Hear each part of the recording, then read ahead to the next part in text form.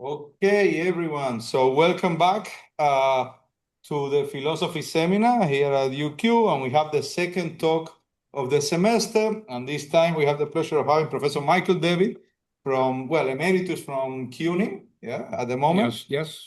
And Michael is going to be talking about the metaphysics of biological essentialism. So please, Michael, take it away. Thank you. It's very nice to be back in Queensland at UQ, where, of course, I've talked often before. I was just saying to my daughter, Kate, that I first came to Queensland as an undergraduate in 1964. And that was the coming out of the identity theory of the mind. It's a big session. And the professor here at that point, Presley, put together a volume of that, which was called The Identity Theory. Anyway, enough of all that. So the long-running consensus in the philosophy of biology is that biological essentialism is dead. In particular, the idea that taxa, or let's focus on species because everyone does, the idea that species have intrinsic essences has been thought to be really quite contrary to Darwin, and only someone who's ignorant of Darwin could really believe in anything like that. Well, there was the idea, despite this, that if you must talk about essences, that we must think of the essence as being historical. It's the intrinsic idea that's really gone. Now, in the last 20 years, several philosophers have challenged this consensus, and you can see them listed on the handout. Everyone got a handout? You'll need the handout. Anyone not got one? That's good. So they challenged this. And of course, in challenging, they addressed some of the objections to biological essentialism that were around in the literature. But there are certain objections which come from a broader perspective of the metaphysics of essence in general that have not been adequately addressed, in some cases not addressed at all by these challenges. And in particular, I'm thinking of the criticisms of essentialism that come from John Dupre in a series of works, a very influential paper back in 1981, and a book, The Disorder of Things, and other papers. He has really spoken very sweepingly against essentialism in general, though he seems to be prepared to allow it in certain cases, but particularly biological essentialism. Recently, in a highly critical review of my book, Biological Essentialism, my dear friend John Dupre has been even more vigorous in his rejection of essentialism, and he describes, as you can see on the handout, my metaphysics as obsolete and my essences as mystical. Okay, well, I plan in this talk to, first of all, say something about metaphysics of essences in general. Then I will just briefly refer to the metaphysics, the particular essentialism that I have argued for species, and then I want to address these general criticisms that come from Dupre, ones reflecting an overall position on the metaphysics of essentialism. Section 2.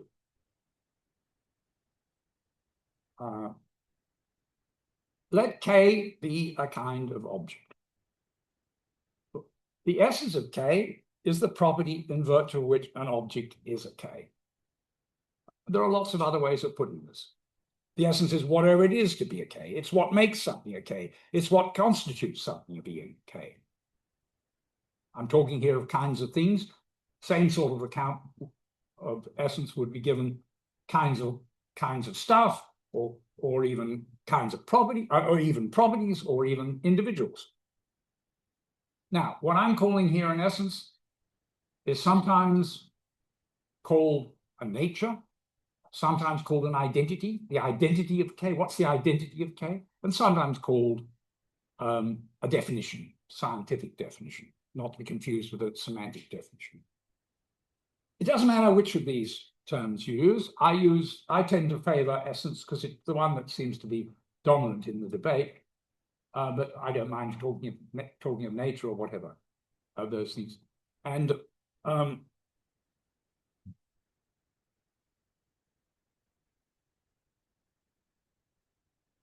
yeah, well, I don't need to say more about that. So let's give some examples. Essences can be intrinsic. That is, what it is to be a K can be something intrinsic to K. Gold is a good example. Essences can be partly intrinsic and partly relational. For example, the essence of being a pencil. To be a pencil is to be a writing instrument. That's a relational property because it depends on a relationship to an agent. But that's not enough. Pens are also writing instruments, but pens are different from pencils.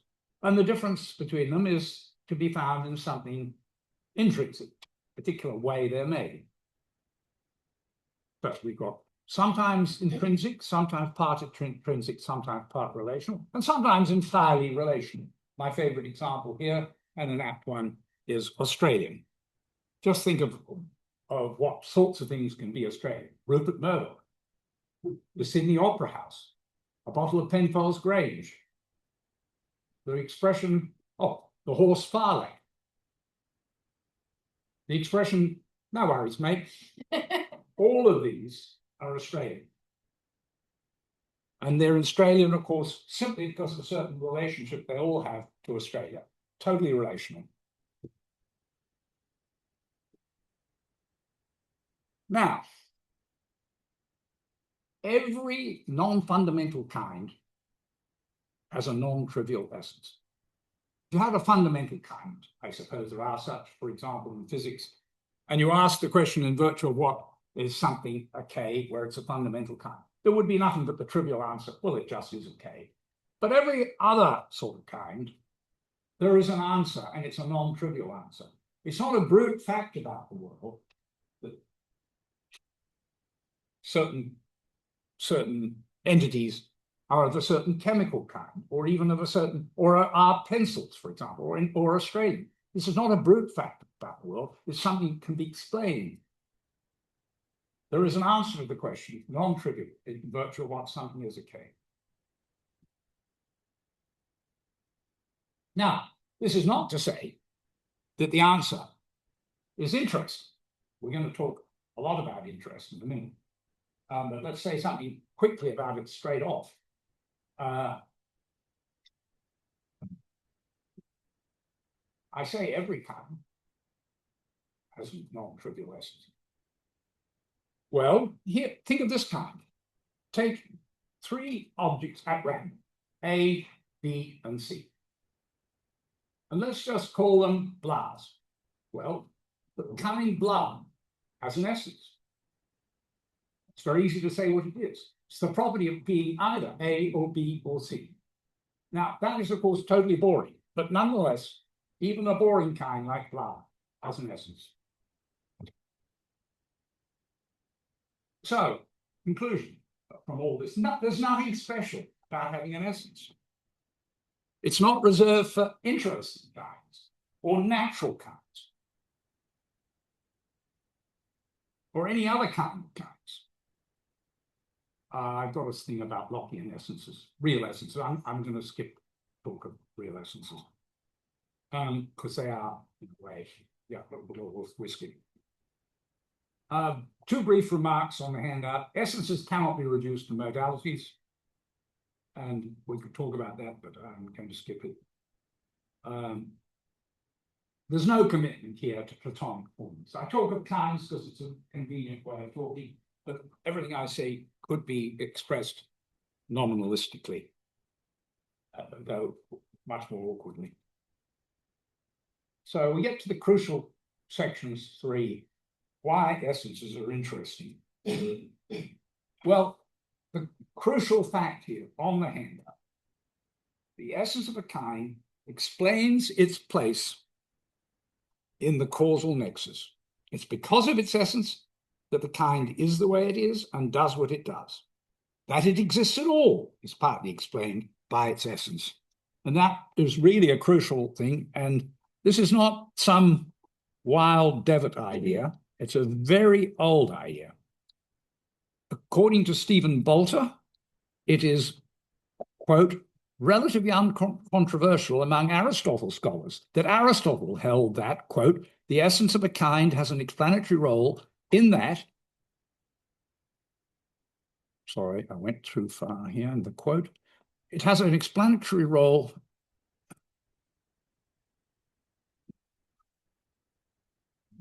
lost my place. In that it is adverted to when explaining why an instance of the kind has the properties and behavior patterns that it does. This old idea is, of course, acknowledged by philosophers of biology, including the ones who are so opposed to essentialism. Thus, Elliot Sober, an eminent philosopher of biology, states that an essence, quote, must be explanatory. A species essence will be a causal mechanism which works on each member of the species, making it the kind that it is. And as Dupre says, quote, essences are thought of as determining the properties and behavior of objects belonging to the kinds of which they are essences. And this thought must be true, given that all kinds have essences. For something about any kind causes its members to have its properties and behavior patterns. And what else could that something be than whatever makes it the kind it is? What else could it be but whatever it is what I'm calling its essence? Because essences play this important causal role, they have been aptly described by some philosophers of biology as super-explanatory. So that's a nice phrase. Here's some examples. Why is this celestial body, why is it turning hydrogen into helium? Well, the simple answer is because it's a star, and that's the nature of stars at this stage in their development. It's a straightforward causal explanation provided by the nature.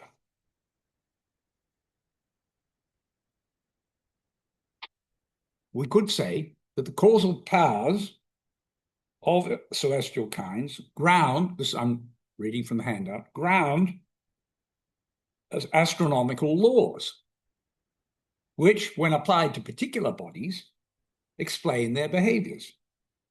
So the natures ground the laws and the explanations. And this, what I'm just saying about astronomical kinds, applies to scientific kinds in general. And it's not only scientific kinds that have their place in the causal nexus because of their essences. Consider paperweights. Paperweights hold down paper, obviously. Why? Well, it's because of the very nature of paperweights that they hold down paper. Paperweights make good weapons. Why? Well, because of the very nature of paperweights, they have a certain mass and they're easy to hold, and that makes them good weapons.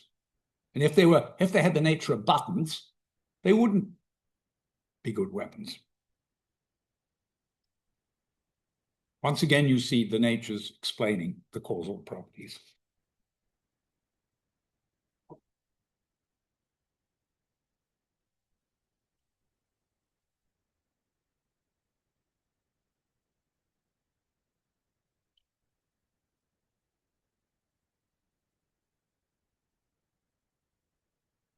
There are exceptions, of course, because there are some trivial kinds like blahs. But apart from that, the place of every kind in the causal nexus is explained by its nature. Some further points on the handout. First, the properties of kinds are caused partly by its environment. It's easy to forget this, but it's obviously important. The observable properties come partly from the nature and partly from the environment. Change the environment, you get different results. Very obvious in biology if you take things like plants. The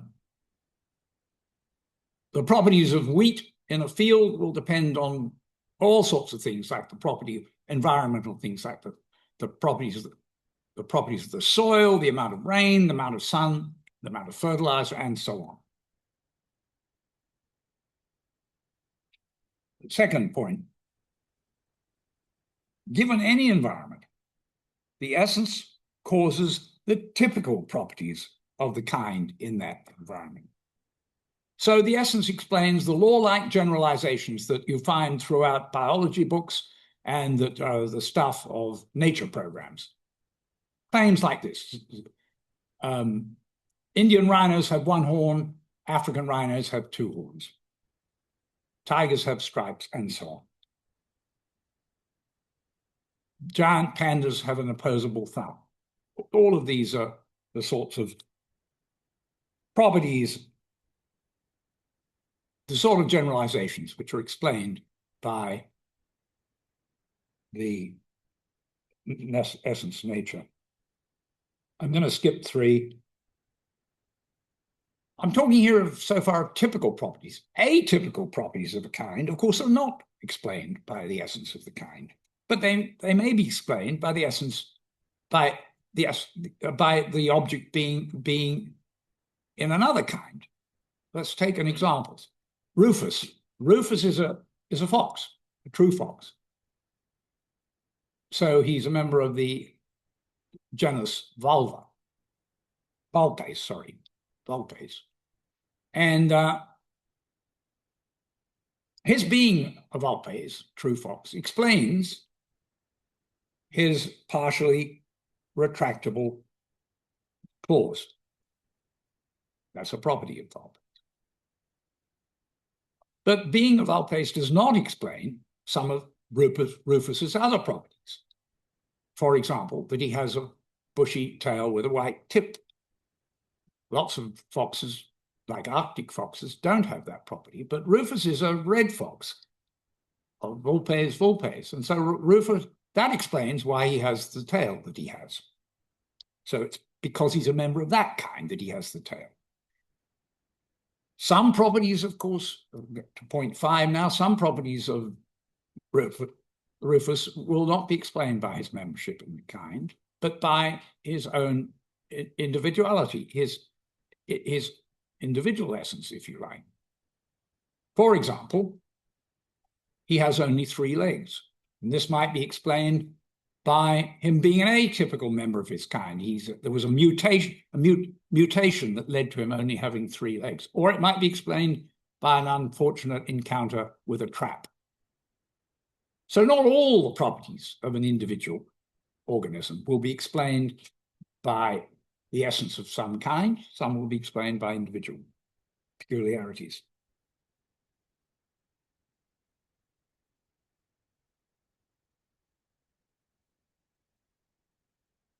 I'm on to page 2 of the handout.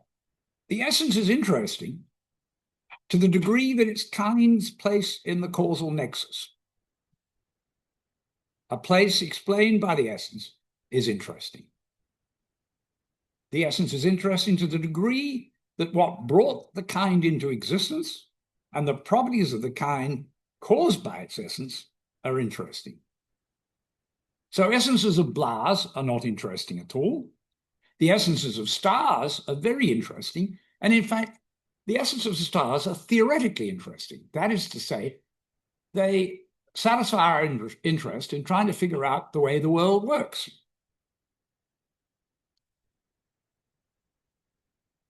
But the essence of Australian is not the essence of Australian is not theoretically interesting, it's practically interesting. Which is not to say that it doesn't play any, being Australian doesn't play any role in the causal nexus. Not much of a role. More than blahs, though. For example, here we've got a pom, Nigel. And Nigel won't drink Penfolds Grange. Why? Well, he won't touch anything Australian. So there you see, even Australian, boring property as it is, has some explanatory power.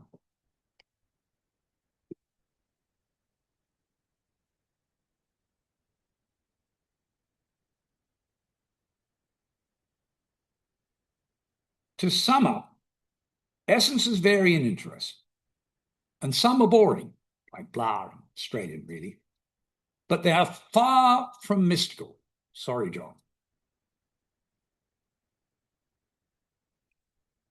Years ago, John Dupre, in his early, very influential article, he pointed out that our practical interests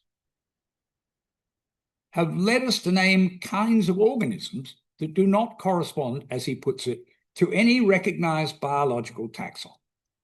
For example, prickly pears and lilies. These are not biological taxon, but they're not taxa that you find adverted to in biology, but they are ordinary biological taxa.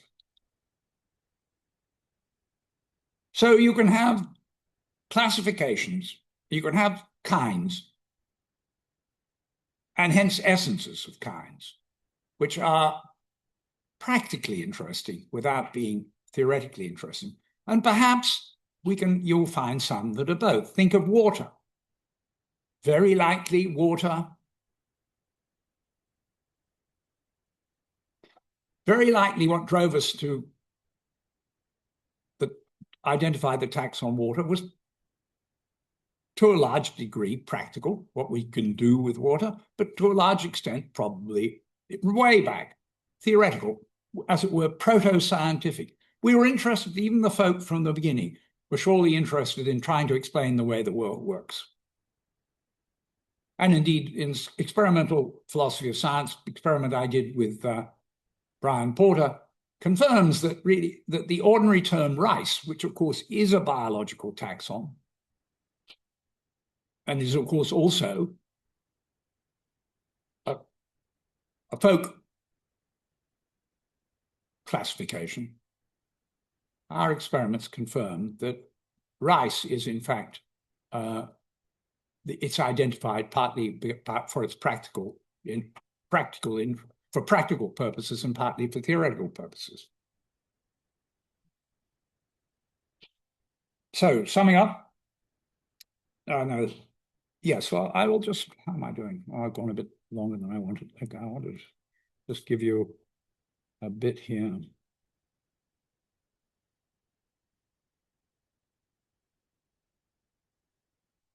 You might ask the question, because philosophers of biology and the consensus always do, why should we care about essences? Why should we not follow Mark Ereshefsky, an eminent philosopher of biology, who thinks that essentialist claims in biology are uncalled for, mere metaphysical additions which we don't need? Well, 2 points. Clearly, on our account, merely saying that a certain kind has an essence is not interesting. But saying that the essence or nature, identity, or definition of a scientific kind is a certain property is always interesting. And that's why scientists obviously strive to say it. Think of what science has had to say about gold, water, genes. Think of the desperate attempts to understand the Black Death, mountain sickness, and scurvy. Second point. We're interested in explaining any typical observable property of a scientific kind. The required explanation must, at bottom, appeal to a property that is part of the kind's super-explanatory essence that we are already committed to by 1.1. So, of course, we should say that the essence is thus explanatory. I turn now to biology in section 4, but I'm going to be very brief. Here I'm summarizing basically an argument I've given several times before, and so I'll just give you the conclusions pretty well, maybe a gesture at the argument. So first, have a look at the actual doctrine. This is a doctrine I've arrived at by applying the general stuff about essences, the metaphysics of essences that I've just been giving you. Taxon essentialism. The essence of a biological taxon is an intrinsic underlying, probably largely genetic property that members of the taxon have as a result of descent from the members of a certain different taxon, hence with a different essence. First part of that is intrinsic. The second part of it is historical. And notice that the historical part of this essence that I mean is actually something that presupposes the intrinsic part.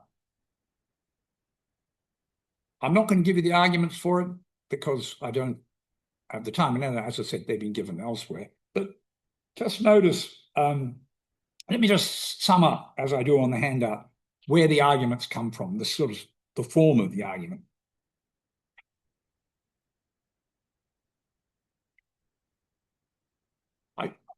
I talk of the essence being super-explanatory, and that's how you find out what the essence is. You'll look around for what is the super-explanatory property of this kind. And here with biological kinds, we need to focus not on two sorts of explanations, structural explanations and historical explanations. As it says on the handout, structural explanation is of the developmental mechanisms that cause typical phenotypical properties. The historical ones are explanations of how members of the taxon came to have those mechanisms. To take the panda's thumb, how did it come to be pandas with opposable thumbs? We need a historical explanation of that. And I'm claiming that the sort of essence I'm positing with taxon essentialism will do the job. Okay, I'm going to skip all over that, the rest of the discussion of the biological, and move now to Dupre. And objections. So far, it's all been constructive. Here's the position I'm arguing for: essentialism and taxon essentialism, and why. Now, what about these objections that I've said come from general views of metaphysics, in particular objections from John Dupre? There are 5 of them. First one, on page 3 of the handout, individualism. There's a famous thesis, the Giesler-Hull thesis, that species should not be thought of as kinds, as we naturally do, but thought of as individuals. So they're individuals existing over many centuries, even millennia.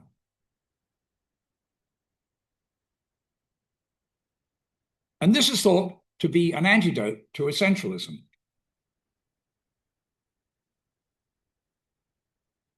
Well, Samir Okasha has pointed out, and Samir Okasha, I should mention, is an anti-essentialist philosopher of biology. He has pointed out that, quite rightly in my view, the issues do not depend on which view of the ontological status of the species we adopt. And I've agreed with him. Whether you think of them as individuals or as kinds makes no difference, really, to the essentialism question, to the arguments for it and to the arguments against it. So it seems to me, and it seems to Samir. So Dupre observes these comments of mine and approving Samir's stuff, and he is quite unconvinced, and he cannot find any arguments for this view, and hence finds my view and goes on to find my view incredible. It's always nice to have your views regarded as incredible. Quite encouraging. So what is the argument that I gave long ago? Well, here it is. If a species is an individual rather than a kind, our essentialism issue for species becomes that of saying, in virtue of what organisms are parts of certain species. So if a species is a kind, then the issue is, in virtue of what is an organism a member of the kind. And if you change to the individualist thesis, the question is in virtue of what is the organism a part of this individual.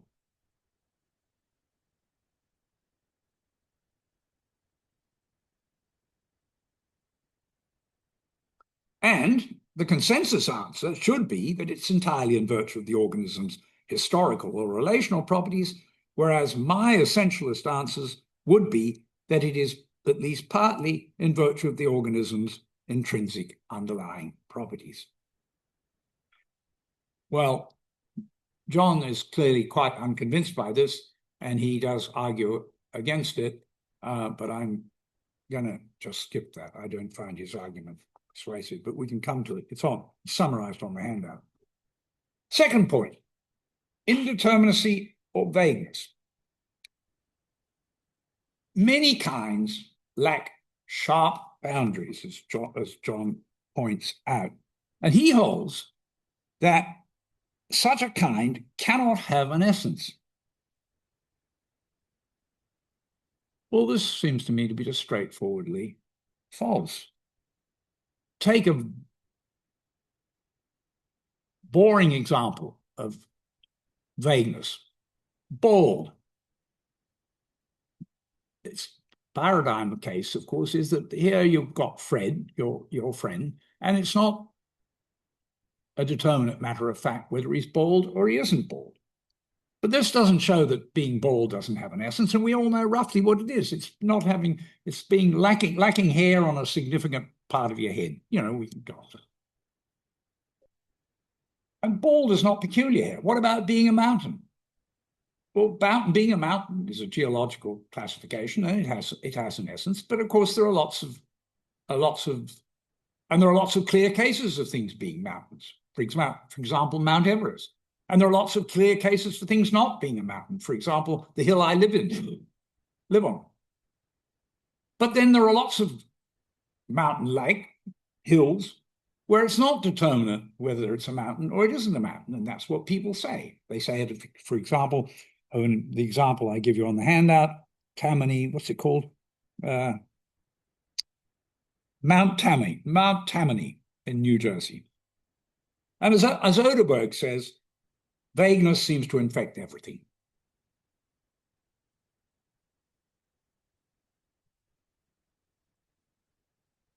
So vagueness and indeterminacy has no bearing on essentialism. Variation and change. Evolutionary facts of variation and change are thought to be decisive against attacks on essentialism. The theory of evolution focuses a lot of attention on variation in a species and on the way it changes. And this is thought to be somehow show that the theory of evolution is contrary to essentialism. This is one of the most common objections to essentialism. The other I summarized briefly on the handout, but I'm not going to touch on. And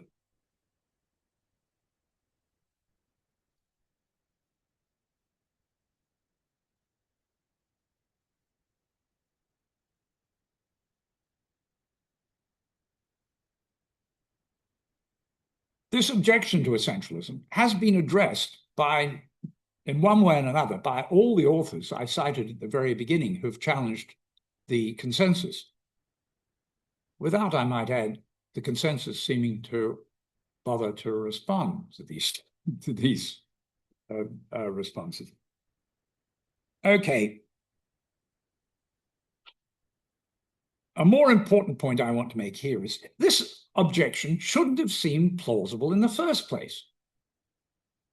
That's what I want to emphasize here.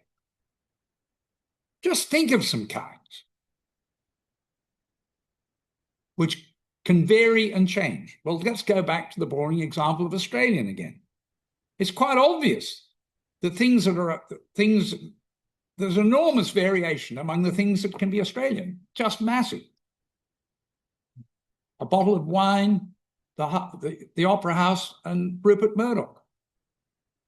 And there's obvious also that what counts as Australian changes over time. Go back to the 19th century, there was no Opera House, no Penfolds Grange, no Rupert Murdoch.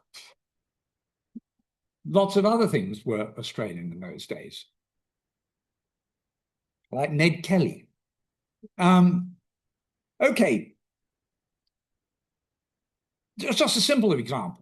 And being Australian has an essence, and yet the members can vary and change. Think of predator. This is a biological category. It's not a taxon, of course. Being a predator, well, many mammals are predators, varying enormously, like orcas and foxes. Many insects, countless insects, are predators, and they vary enormously too.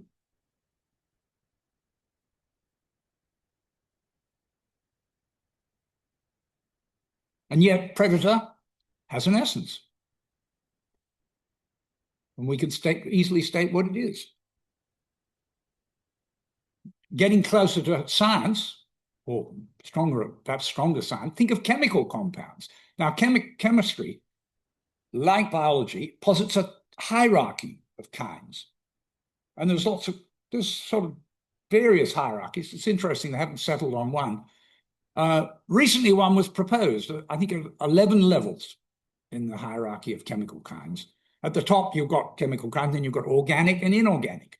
And under organic, and by the way, and all these kinds come with definitions, i.e. with essences. So they all have essences, quite explicit ones. Here's the essence for organic compounds. Chemical compounds, it's on the handout, whose structure contains one or more carbon atoms. The variation among chemical kinds that have that essence is enormous. This is level 2. There are 9 levels below this. More and more variation getting as you go down. So variation is very much part of these kinds which have essences. More controversially, think of the primate taxon. Not only are humans primates, chimpanzees, but also lemurs from Madagascar. Massively different from Homo sapiens. Terrific variation. And of course, the organisms that have been primates have changed over time. Now, of course, this is much more controversial since we're talking about biology here. But what I'm arguing is that these changes are really irrelevant to whether these things have essences. These kinds have essences.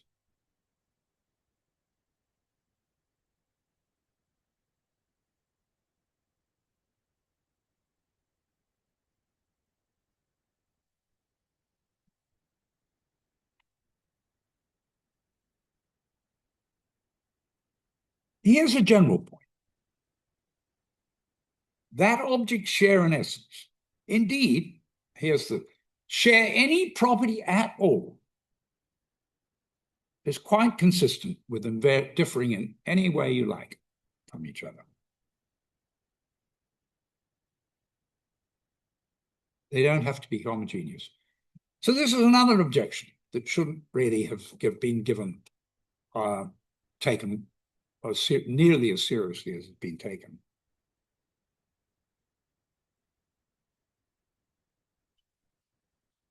I move now to the 4th point, which is where we get into something that hasn't been addressed.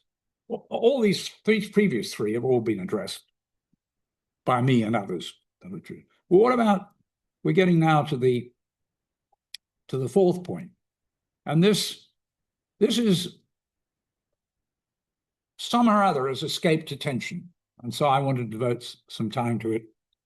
I'm running a bit over time, I see. Taxonomic pluralism. John Dupre emphasizes not only that folk taxonomies can differ from scientific ones, but also that scientific taxonomies can differ from each other. And he calls this view taxonomic pluralism. Sometimes he calls it promiscuous realism. And I've got a long quote here, which I'm going to skip. Dupre's thesis is that there are, I quote here, there are countless legitimate, objectively grounded ways of classifying objects in the world. He claims that this counts against essentialism. Quote, a pluralist, by denying that there is any uniquely correct scheme of classification, is clearly committed to the denial of essentialism. End of quote. Well, so far as I can see, John offers no reason for this, and I think it's quite wrong. Just to take a biological example, suppose that species pluralism, which is quite a popular idea, is correct.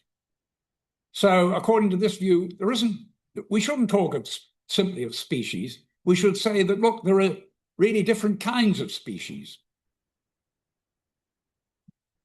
Mark Ereshevsky has suggested we should talk of biospecies, phylospecies, and ecospecies. So the idea is there are more than one respectable scientific way of grouping organisms into species. Well, suppose that's so, and I'm sympathetic to it. It's still the case that each of these sorts of species would have an essence. Why not? Pluralist, the fact that you've got these alternative ways of classifying doesn't change that.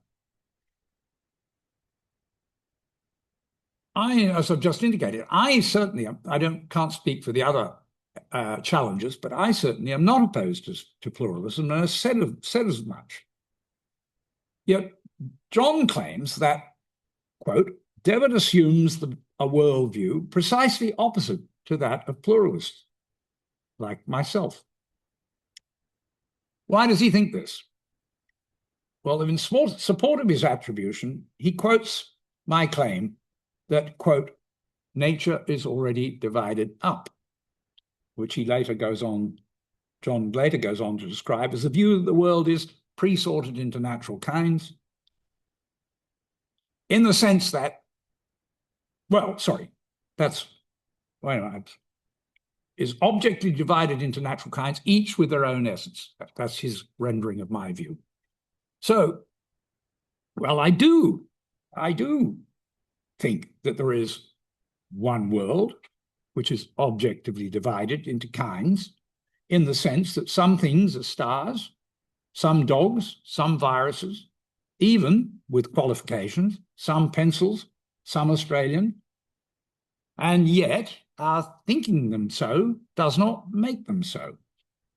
And I've argued for this at length elsewhere. One trusts that Dupre is similarly realist. And I do think that all these kinds have essences, but there's nothing anti-pluralist about such a worldview. The view is perfectly compatible with the idea that there is more than one legitimate way of objectively classifying objects. We may indeed classify something as an F for one purpose and as a G for another, as the pluralists insist. But Fs and Gs, each with their essences, enjoy independent existence, whatever our classifications. Our theorizing does not make worlds. As I say in the full sentence from which John takes the divided up quote, it is common to talk as if in doing science we impose our concepts to divide up reality. But this is not literally so. We choose our concepts in an attempt to discover the causally significant features of a world that is already divided up. There is an objective causal structure to the world constituted by objects playing causal roles. Objects play those roles largely in virtue of being members of causally significant kinds. Science seeks to discover those kinds and their essential natures. In sum, my realist worldview is not precisely opposite to pluralism. It's not opposite at all. So we've now got four views, one to four here, which, even if they're true, do not count against essentialism. The final point I want to make concerns a point which is rather different in this respect.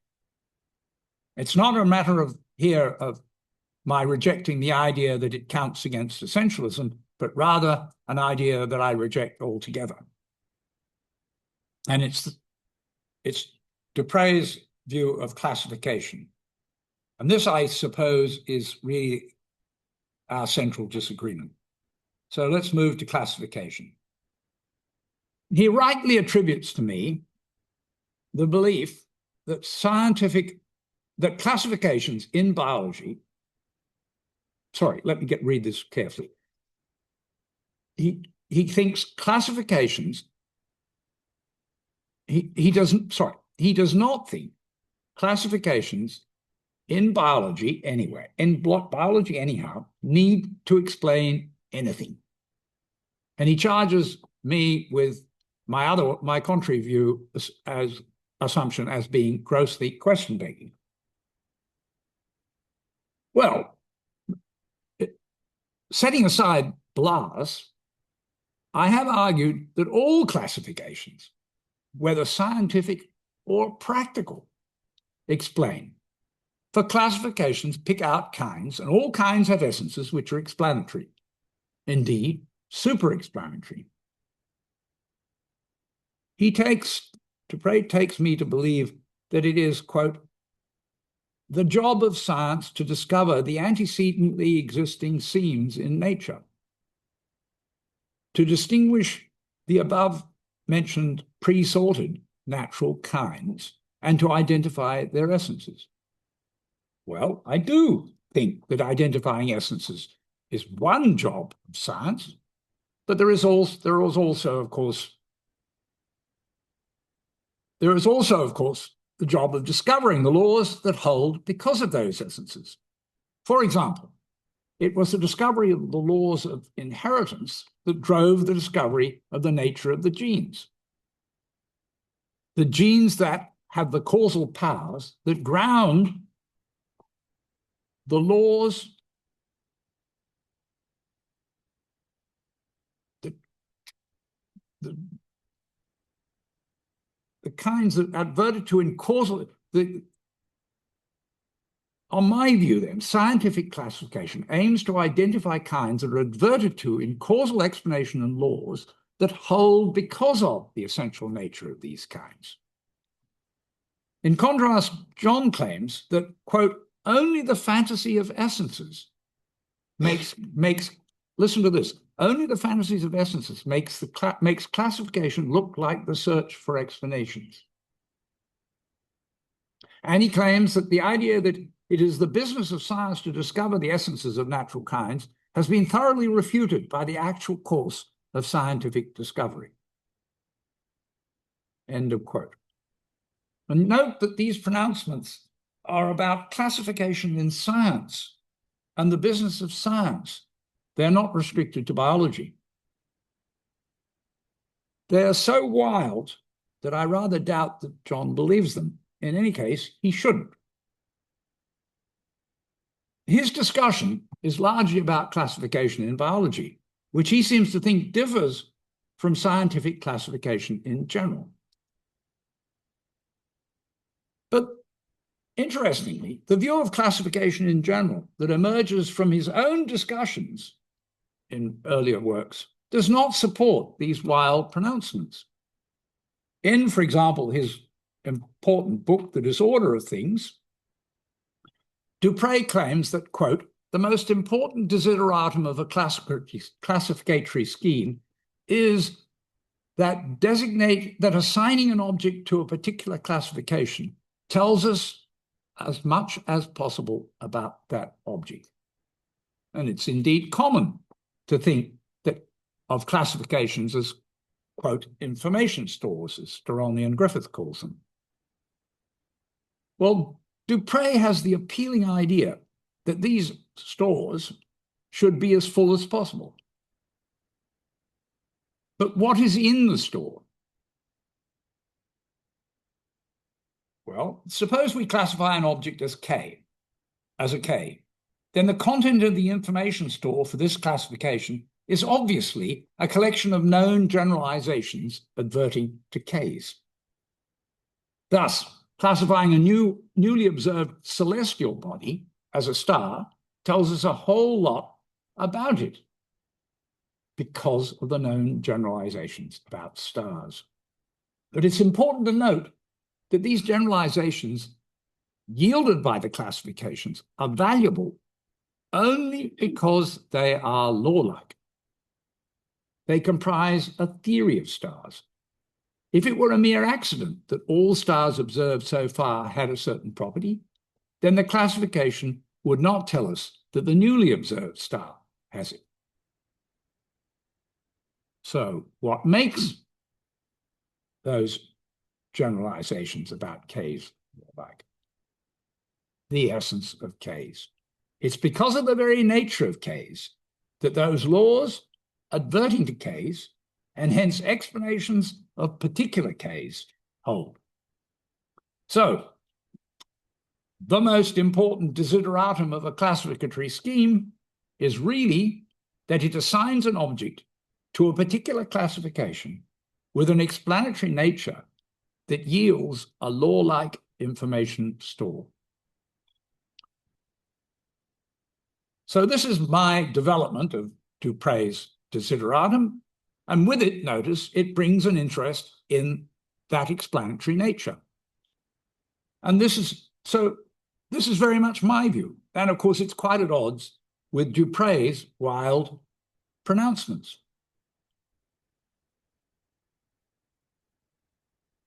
My view of scientific classification ties it to the demands of theory and explanation.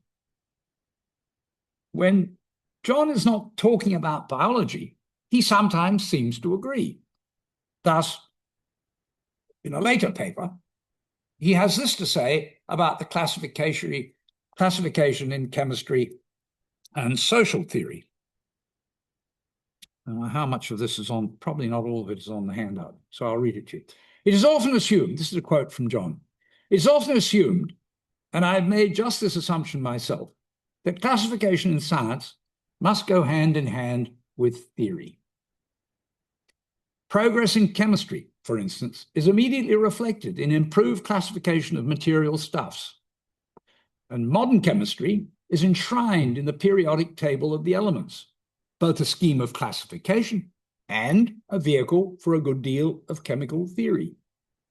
Pure chemicals are the best surviving candidates for the traditional conception of natural kinds demarcated by the common possession of real essences. This is an allusion to Locke's idea of real essences. And something similar may be seen at the other end of the spectrum of organizational complexity. If Marx's social theories, for instance, have merit, then it should be theoretically illuminating, or anyway should once have been, to classify people as proletarians and bourgeois. But of course, no one thinks that all proletarians share a common real essence. End of long quote. Right, I say in response. Proletarians do not share a real essence. Look, I've skipped over this, but we're getting at the Lockean idea of a real essence, which is always something intrinsic. Right, I say, proletarians do not share a real essence, but nonetheless, they do share an essence. And I'll tell you what it is, because I read my Marx. It's the property of selling their labor to the bourgeoisie for a wage. In contrast, the bourgeoisie share the essence of owning the means of production. And Marx's social theory is very interested in these essences because they underpin many Marxist theories and explanations. So, classification in social science does indeed go hand in hand with theory and an interest in essence. Similarly, in chemistry, as Dupre seems to agree, classification into kinds is, quote, from John, a vehicle for a good deal of chemical theory, and those kinds are demarcated by the common possession of real essences. In sum, contrary to Dupre's pronouncements, essences are no fantasy, and they do indeed show that classification is a search for explanations. But furthermore, quote, the actual course of scientific discovery, exemplified in chemistry and social theory, supports, quote, the idea that it is a business of science to discover the essences of kinds. And what Dupre says in his calmer moments seems to support this. I'm sorry, must just have a few more minutes. I'm gone a bit long. Sorry about that. Now, whatever the extent of Dupre's disagreement with this explanation-driven view of classification in science, and the extent isn't clear as I brought it out, Dupre seems to think that the view is not true of biology in particular. He advocates a thoroughly pragmatic and pluralistic approach to biological taxonomy. Well, as I've already noted, pluralism is no problem for essentialism, but pragmatism would be. Now, the idea of pragmatic concerns driving classifications is not alien. I've already given some support for it. Think of the classification of implements. For example, paperweights. These classifications are guided by what we do with them. So there's nothing in principle wrong with the idea that classifications might be driven by practical concerns. John was persuasive that folk classifications of organisms, think of lilies and prickly pears, was partly driven by practical considerations. He points out too that, quote, foresters, conservationists, gamekeepers, and herbalists need to classify organisms. It seems likely that the classifications by these professionals will be guided by partly professional concerns, the concerns of their professions. So there's no problem about any of that. But taxon essentialism is not about classifications made by the folk or by these professionalists, herbalists, and so on. It's about the classifications of taxa by biologists proper. The classifications of chemists and social theorists are driven by theoretical concerns. We have been given no reason to believe that the taxon classifications of biologists, including not only evolutionary biologists, but also ecologists, ethobotanists, or ethologists, are any different. Indeed, what practical concern could guide them? Okay, I'm sorry to have overgone. Finish. Stop. Okay. Yeah.